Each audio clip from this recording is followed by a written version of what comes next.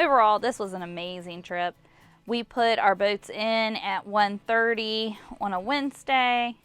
We floated till about 5, pulled out, set up camp. We stopped at a camp, the first one that we came to after the Sycamore Bridge. It was on the right. There was like a little trail that went up off of the river, like little steps, and it was cleared beautifully. There was 2 fire rings. It was really a good campsite. On Thursday, when we left camp, we stopped at some of the other campsites that we saw along the river just to see if there would be another spot that we would like to stay better. We counted about 4 or 5 campsites, but none of them were as good as the first one we stopped at. The last one, there was an outcropping of rocks that kind of gouge out into the river above train tracks. It was a beautiful campsite. It had a beautiful view of the river and of the railroad tracks, so you could see the Potomac Eagle as it went by. I think if we were to do this float trip again, we would probably stop at that campsite. But it was further down. I think it was a half hour past where we had paddled and stopped at the first night. So if we were to do it again, I would definitely try to make it to that spot. But it's a risk because these spots are open to anybody that is floating on the river. So somebody else might already have that campsite in their mind, floated earlier than you, and then grabbed it, and then you're in trouble because there's not much after that. So I was happy we grabbed the first one. But we went through the week, so there wasn't a lot of people in the river. But you never know. But I would like to risk it sometime and take that campsite.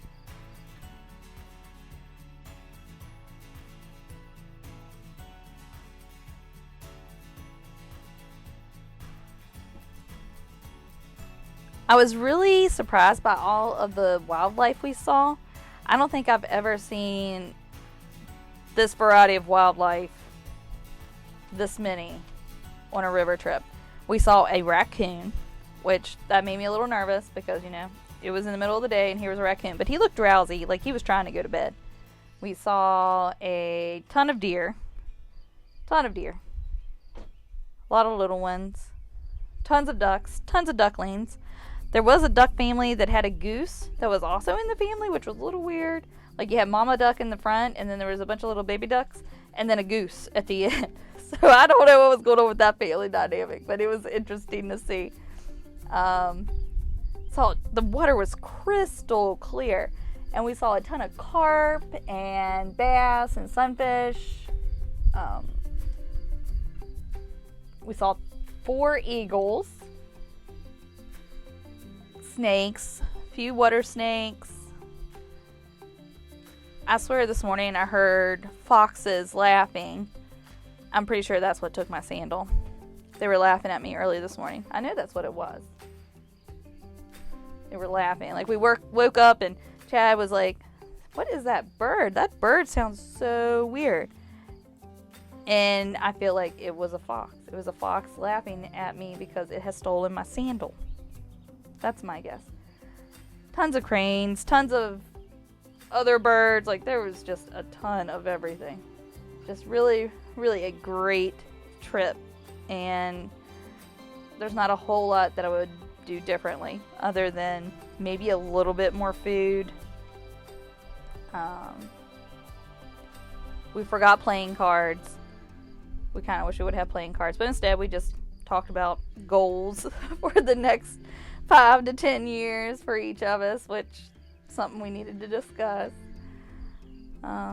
Just a really great trip, something that I would definitely take our son Thomas on, and hopefully we'll get to do that. If it rains, the river was really low. We had to walk about 5 times.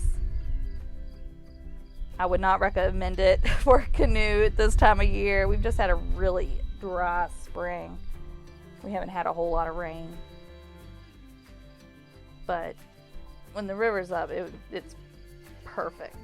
Perfect ability levels for just about anyone.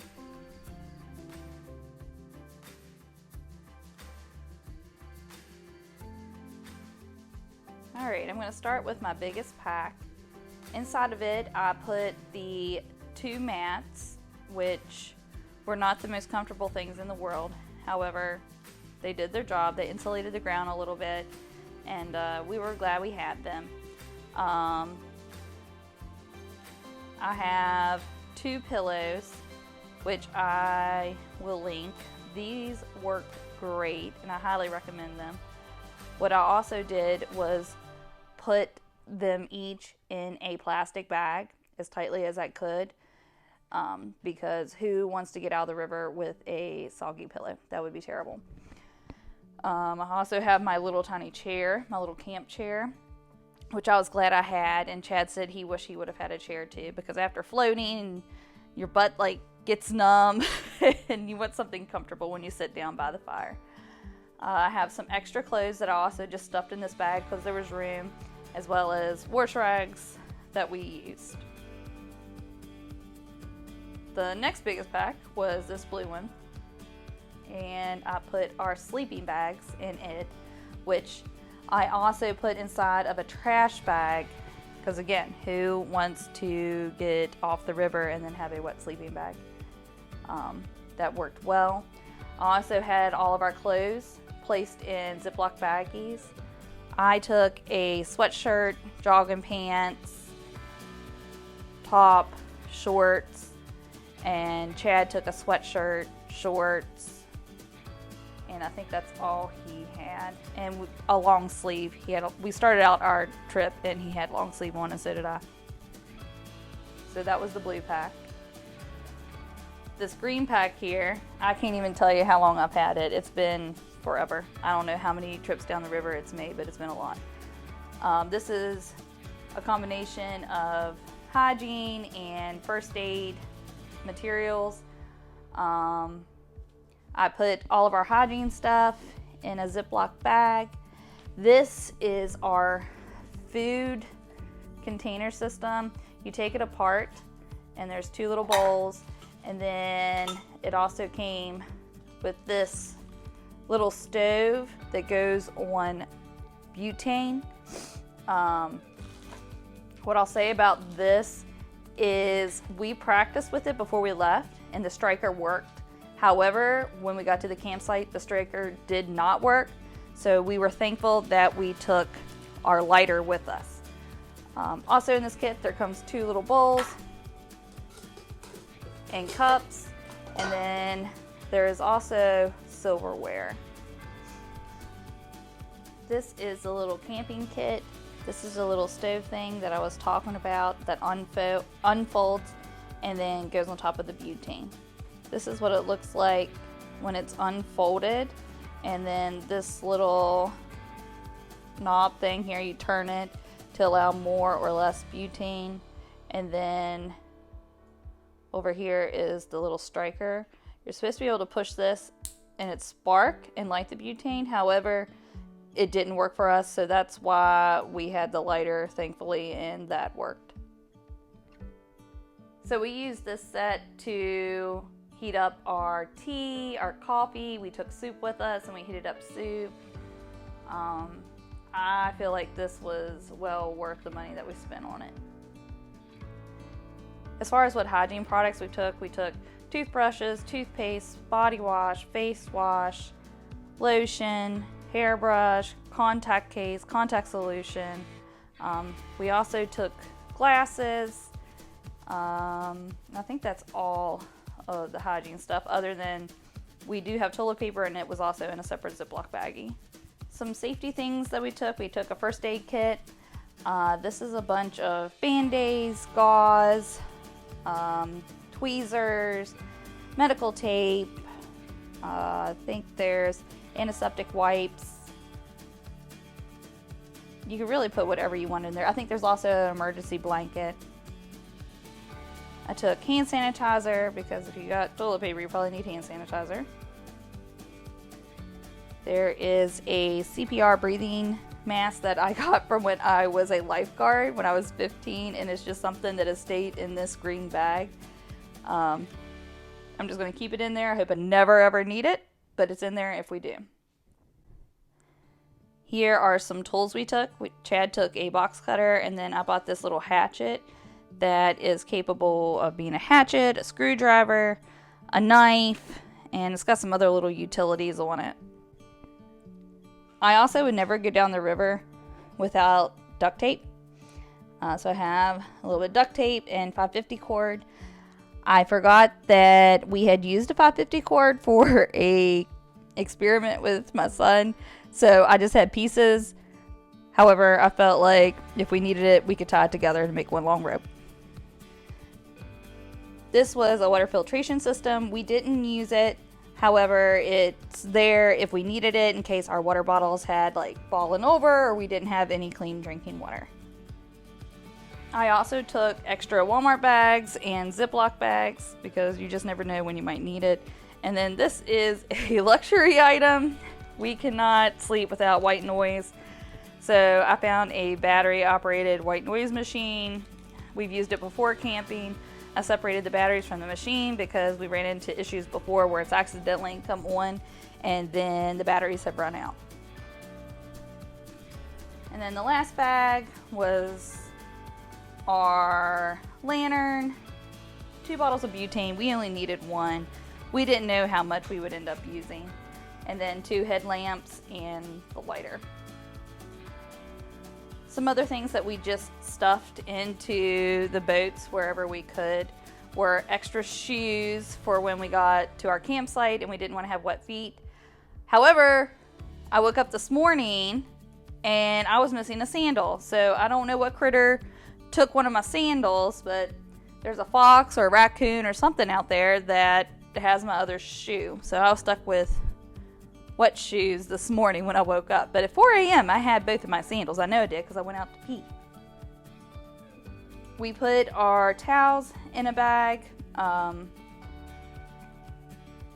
put it on top of everything.